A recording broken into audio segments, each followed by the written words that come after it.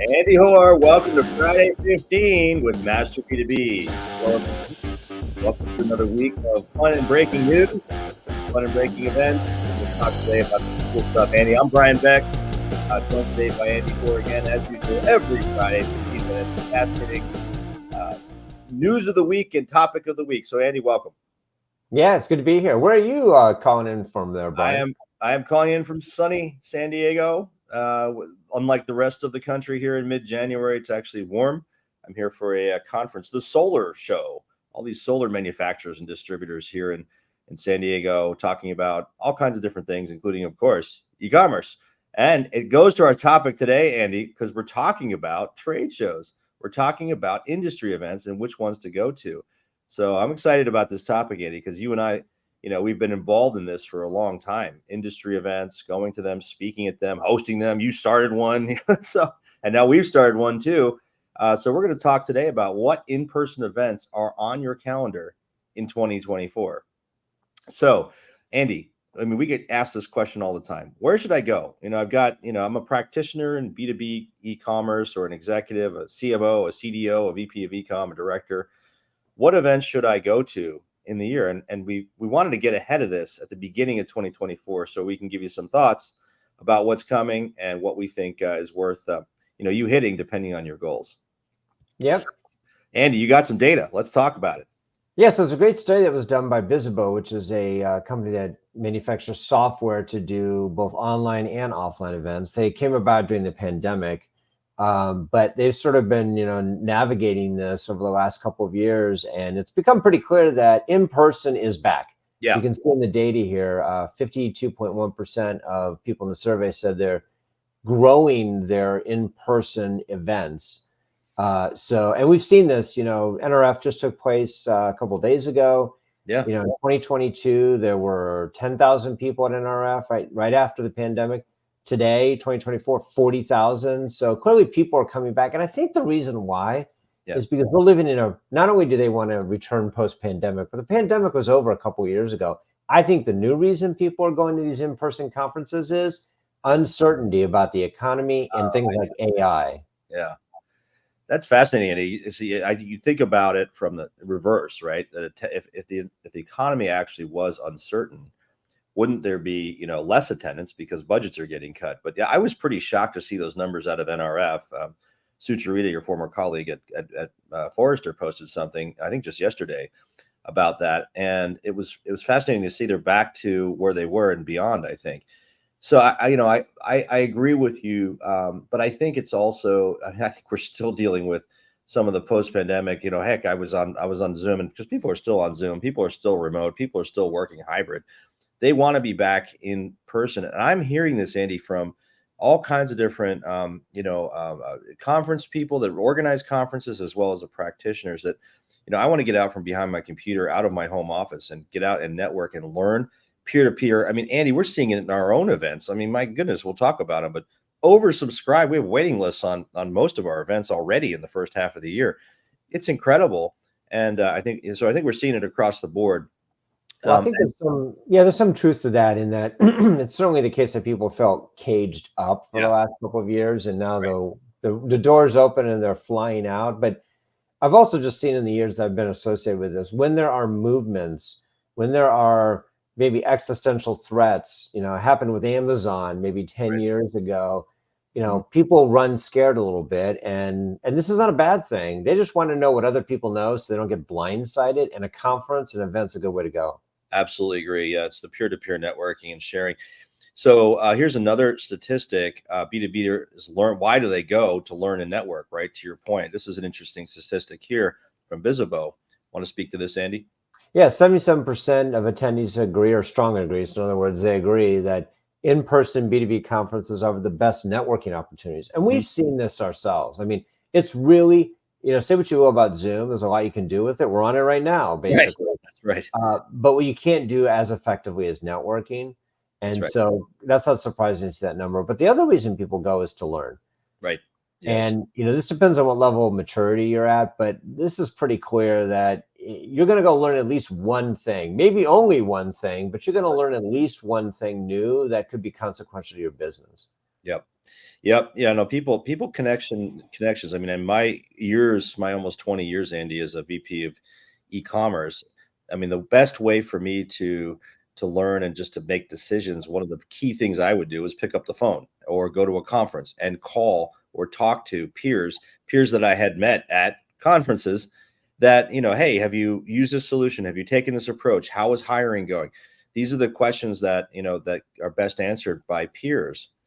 And then on the other side, right? We talk to solution providers all the time, marketers at solution providers, and what do they say about these events, Andy? Yeah, so it's got to work for both sides of the equation because a lot of the funding for these comes from those folks. And these people are a bit biased because these are event marketers who responded to this particular part of the survey, but they say in-person events are the most impactful marketing channel. Of all the channels that they've seen, 80+% are saying this. And I think we've seen this too. We have. Hmm.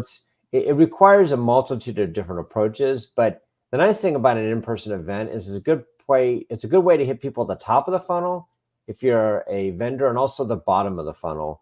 You can close deals, you can also get to know people and start a conversation. It's uniquely qualified to do that. Well, and if you think about a lot of these, what when you're a solution provider, also, a lot of it is about solutioning for the customer. The best way to do that is to develop a rapport and understand and really listen in a one-to-one type of way. And events provide that opportunity. So I'm not surprised that these marketers said that 80.4% said that it's the most impactful marketing channel for their organization. So yeah, One I thing I agree. will say though about that, sorry to Mhm. interrupt you there, but is I think we live in the world, a microwave world now, where you can just put it in there, heat it up, and it comes out warm. And instant gratification society, Amazon can deliver anything to you within a couple of hours. I do think that oftentimes software companies put unrealistic expectations on an in-person event, Right. and they treat it like it's an online campaign where you can send an email out, people click on it, they sign up, they buy it, Right. and we're done in the same day, right? Right. This to stress this part, maybe at the bottom of the funnel, you can do stuff like that. You can finally close that deal. But a lot of this is really top of the funnel stuff. And in B2B, these are long sales cycles. That's So it right. may take 12 to 18 months. But we often say this, if you don't meet these people, if they don't see you, eye to eye, they're going to see this thing as risky. So there really isn't an alternative in that regard. And it Yeah. it's really necessary that you start a conversation with somebody in person because there's a lot of risk associated with Well, and, this. and and that's at the end of the day, our B2B community, as we know this from our practitioners, is folks are conservative. And the one element, which is, it's not necessarily tangible, but is trust, right? And trust is established by meeting and talking to people. And that's, I think, a lot of this driving this frankly, from both sides. People buy from people they trust, right? So if you're looking for a solution, you want to meet and stare people in the eye. And this is really true about B2B more so than B2C, consumer side. Oh, for sure. And Right. especially if it's a 6-figure or Yeah. 7-figure decision that's going to Yep. be material to their business in the long term. you Yep. know B2B, you get fired if you make a bad decision like that. That's right.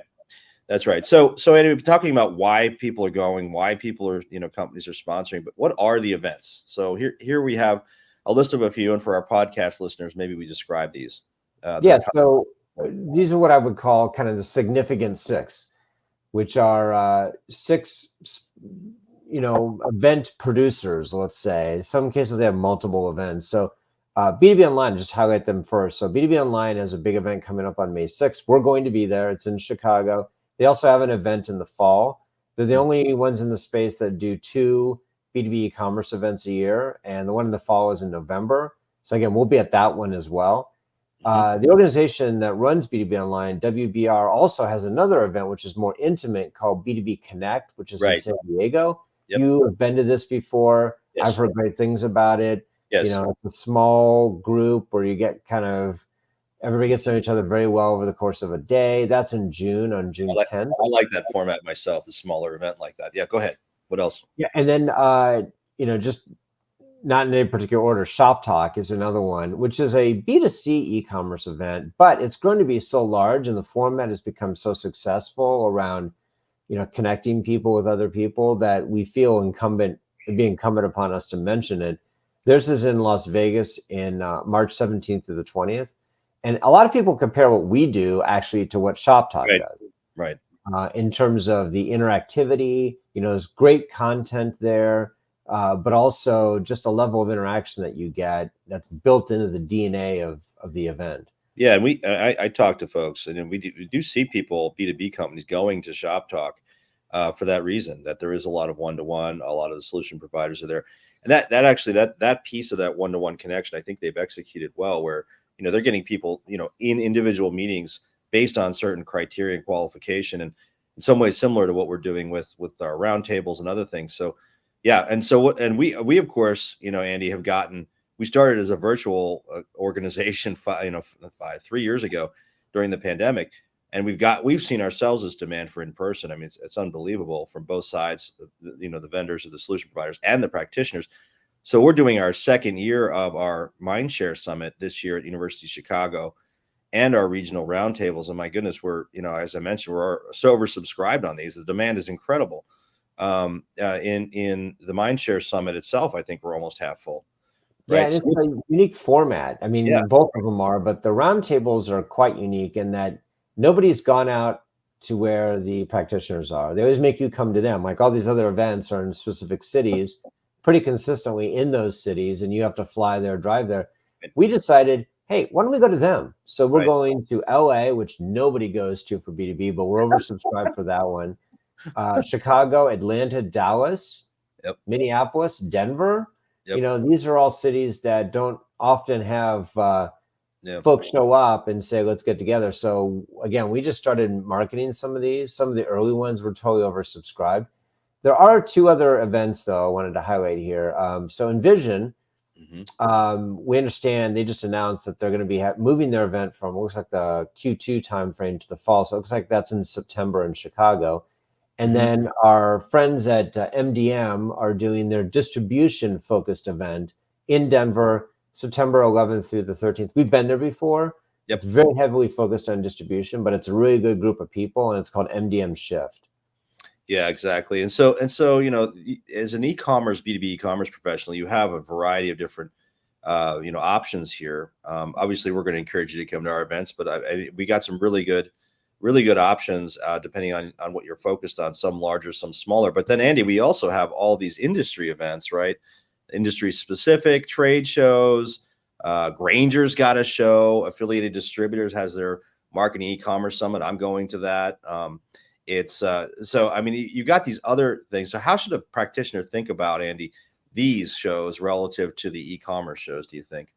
Yeah, so we're leaving this on screen for those who are able to see this. There's a long list of stuff. You can also go to Brian's LinkedIn account, because this came from Mike Hockett at MDM. Yep. And you can see there are like 30 events between now and middle part of June. Just middle of May, yeah. Yep. And this doesn't even include vendor events. So Commerce Tools, for example, is doing an event in mid-April in Miami, which we actually may be at.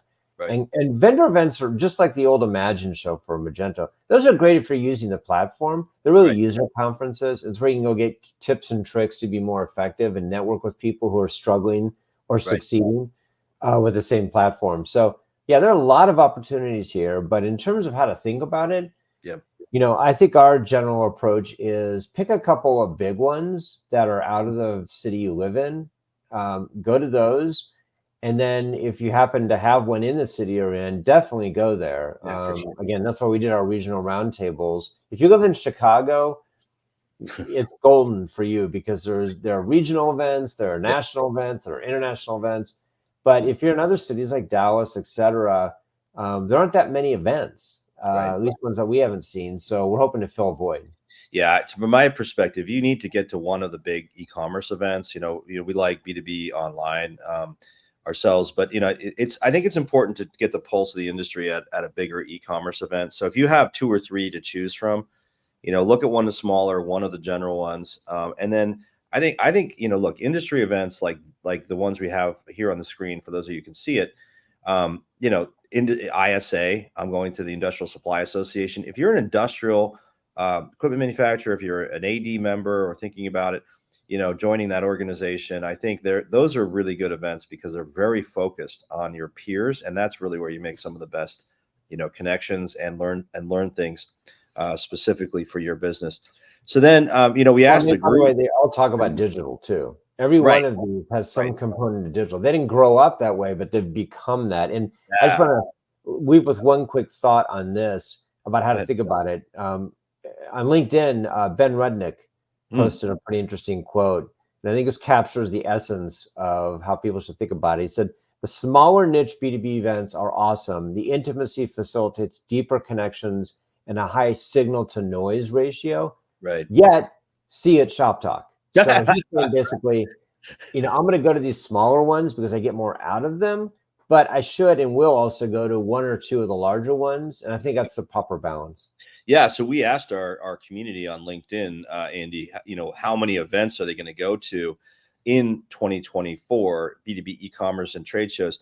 And we offered a few different options, just one event, 2 or 3 events, 4 or 5, or more than 5 events. And more than half of folks said 2 to 3. So I think that kind of fits into, to me, that's a great number. It gets you to one of the bigger shows, and then also allows you to be focused, maybe go to one industry event, one roundtable or something like that, where it's very specific to your needs. The good news about a lot of these too, Andy, is some of these conferences, like our roundtables, and B2B Connect and others like that, they're actually free for practitioners to go to for the most part. So if you got one of our roundtables in your market, you ought to go to it. There's no cost to you, and it's local. So I mean, why not, right? And you're going to make some great local connections. So let's talk a little bit about what we have coming up. So our summit, we talked a little bit about. It's on June 4th. It's the University of Chicago's Bleacher Center. We have limited sponsored seats available. We're almost half full on this event. So if you're interested, it's still 4-5 months away. If you're interested in this, make sure you go to our website, masterb2b.com, summit-chicago-2024. Just go to our website. You'll see it. And sign up, because this is going to be a fantastic event. We're going to have about 130 people. This is not a conference. It's a summit. Think about it like a mini shop talk in some ways, right? These are intimate groupings of people. We break up into small groups. It's going to be a fantastic day. It's a 1-day long event. People coming in the night before may stay the night, the whole next day. We have an event that night, and then people can head out the next morning. So it's going to be a really good group. The other thing we got coming is we talked about our roundtables quite a bit here. If you go to our website and just click on the events button, you'll see at the top, you'll see our upcoming events. Los Angeles, you mentioned roundtables. These are 20 to 25 executives from the market. And we already have waiting lists on, I think, 4 or 5 of these, Andy. So significant waiting list, yes. Like twice the number of people. 30 people. Right. It's crazy. So yeah, folks, suggest you check these out. We, email Andy or I, or send us a note on LinkedIn or whatever. But, if you want to join, we'll definitely get you on that waiting list. But yeah, we got Minneapolis coming, we got Chicago coming, et cetera. So encourage you to take a look at that. And, these are some of the folks here, Andy, on the screen that have joined us in the past. We have a robust community in our forum, and encourage you to take a look at that as well on our website. Just go to the forum button. You can sign up, submit your information for application for this. This is just for practitioners, no solution providers, and it's a private community. So Andy, we're almost at 20. We did a Friday 20 here, but it was a lot to talk about. Thank you those who commented and joined us today. This will be up in our podcast. So if you're Spotify, Apple, iTunes Store, or Google Play, go and find us, and you can download download a podcast of this and all of our other Friday 15 episodes. Andy, any final words before we wrap up our Friday 15? Yeah, when it comes to events, I think it's really important to make a plan and to think about what kind of format you think lends itself to what you're trying to accomplish. In some cases, you might want to be a spectator. In other cases, you might want to be a participant. I find being a participant is usually better because then you're more engaged, you remember more. But it's also possible just to go and mill about. And there are different events that fit different needs. I think we're more on the participatory side. We like to get people engaged without putting pressure on them. And so far, it's been working pretty well, especially when we talk about regional roundtables. So I'd say make a plan, choose your format, get it done. Absolutely. All right, Andy. Well, we'll see everyone next week on our next Friday 15. Thanks for joining today.